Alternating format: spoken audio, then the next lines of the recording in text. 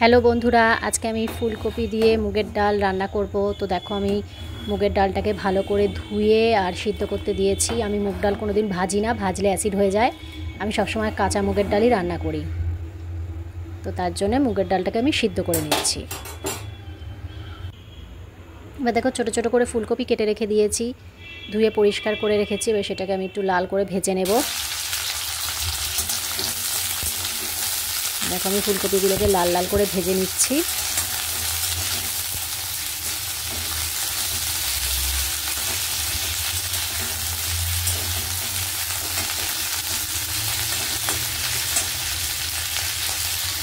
ফুলকপিগুলোকে লাল করে ভেজে তুলে রেখেছি। এবার ওই তেলের মধ্যেই আমি একটা শুকনো লঙ্কাকে ফাটিয়ে দিচ্ছি, ছিঁড়ে দিচ্ছি,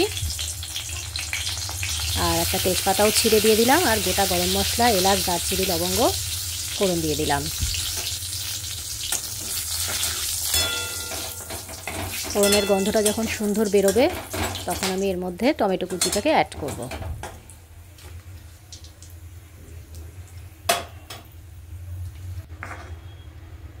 টমেটো কুচিটাও দিয়ে দিচ্ছি।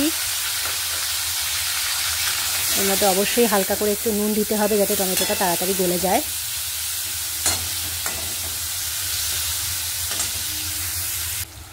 দেখো, টমেটোটা গলে গেছে। আমি একটা বাটির মধ্যে একটু হলুদ গুঁড়ো আর একটু জিরের গুঁড়োকে ভালো করে গুলে আর দিয়ে দিলাম।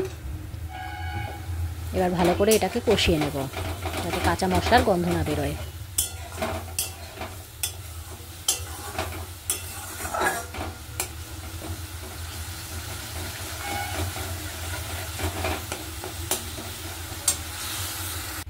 এবারে দেখো, সিদ্ধ করে ডালটা যে রেখেছিলাম সেটা আমি এর মধ্যে দিয়ে দিচ্ছি,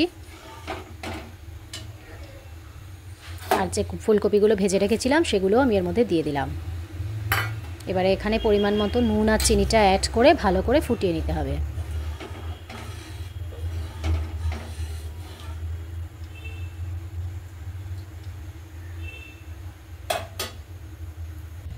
দেখো, ডালটা আমার ফুটে গেছে। এবার আমি এর মধ্যে ধনেপাতা কুচি দিয়ে দিচ্ছি। ধনেপাতা কুচি না থাকলে গরম মশলা গুঁড়ো দেওয়া যায়, তবে ধনেপাতাটা দিলে বেশি টেস্ট হয়, সুন্দর একটা স্মেলও বেরোয়।